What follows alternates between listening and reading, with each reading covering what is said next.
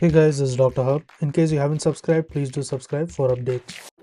Let's look at the functions of the main hypothalamic nuclei.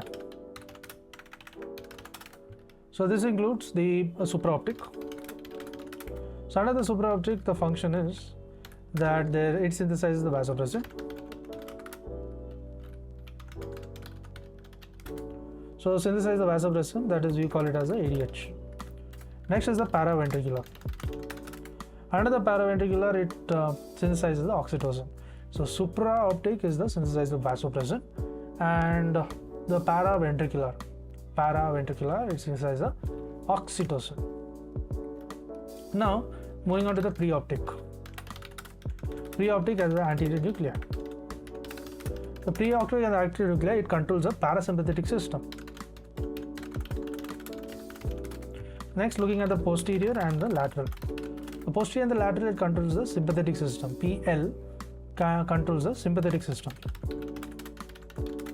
Next is we move on to the anterior. Anterior means it regulates the temperature. That is the response to the heat. So anterior is regulates the temperature response to heat. So anterior is concerned with heat. Posterior is again regulates temperature, but this is concerned with the cold.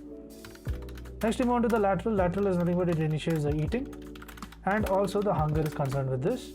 It's the hunger center and increase the water, that is the thirst center. So all these hunger and thirst, it is associated with the lateral. Then comes the medial. The medial, it inhibits the eating and reduces the food intake. It inhibits eating and reduces the food intake. So medial inhibits eating, reduces food intake. Lateral, it initiates food eating as well as the thirst. Next is suprachiasmatic. The suprachiasmatic, it controls the circadian rhythm. So rhythm is controlled by suprachiasmatic. To learn and grow daily like this, please do subscribe.